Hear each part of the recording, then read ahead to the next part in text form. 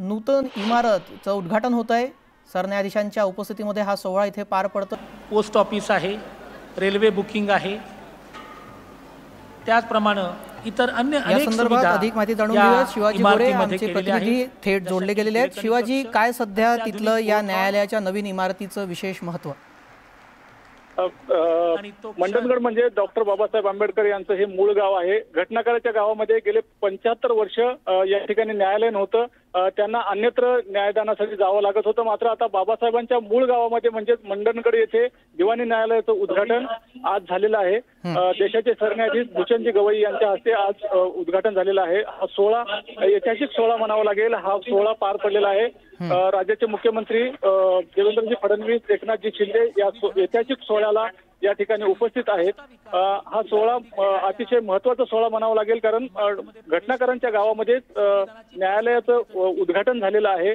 आज याच गावामध्ये आता त्या लोकांना न्यायदान मिळणार आहे, कारण न्यायदानासाठी त्यांना अन्यत्र जावं लागत होतं। दापोली, खेड किंवा चिपळूण, रत्नागिरी या ठिकाणी त्यांना न्याय मागण्यासाठी जावं लागत होतं। कारण खरोखर ही खेदाची बाब होती, कारण ज्या देशाला न्याय, समता, बंधुत्व ह्या आधारावरती बाबासाहेबांनी घटना दिली, त्याच घटनाकारांच्या गावामध्ये गेले अनेक वर्ष न्यायालय नव्हतं। न्यायालयाची मागणी केली जात होती। मात्र स्वातंत्र्याच्या 75 नंतर आता या ठिकाणी न्यायालयाची सुसज्ज अशी इमारत उभी राहिलेली आहे आणि या ठिकाणी आता या लोकांना न्याय मिळणार आहे। त्यामुळे एक प्रकारचं आनंदाचं वातावरण आपल्याला पाहायला मिळतंय।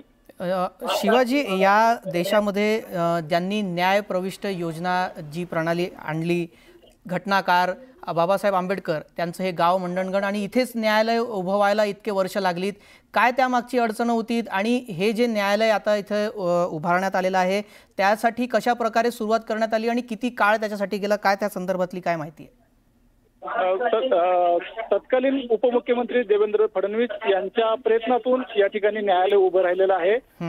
उद्घाटनाला सुद्धा आज देवेंद्रजी फडणवीस मुख्यमंत्री आज ते आहेत आणि या ठिकाणी उद्घाटनासाठी आलेले आहेत। जेव्हा या ठिकाणी भूमिपूजन झालं तेव्हा तेच या ठिकाणी आले होते। 2 वर्षानंतर ही इमारत आता बांधून पूर्ण झालेली आहे। आज ही इमारत अतिशय सुसज्ज आहे। या इमारतीमध्ये आजपर्यंत महाराष्ट्रात ज्या इमारती झाल्या त्यापेक्षा ही इमारत हायटेक आहे आणि हायटेक पद्धतीने या ठिकाणी बांधण्यात आलेली आहे। न्यायदानाच्या समोर डॉक्टर बाबासाहेब नक्की शिवाजी, आता येत्या काळामध्ये मंडणगड निवासियांना आता दूर जावं लागणार नाही, त्यांच्या न्यायासाठी त्यांना इथेच आता न्याय मिळेल अशी आशा आपण या निमित्ताने व्यक्त करूयात। तुर्तास धन्यवाद आपण दिलेल्या सविस्तर माहितीसाठी।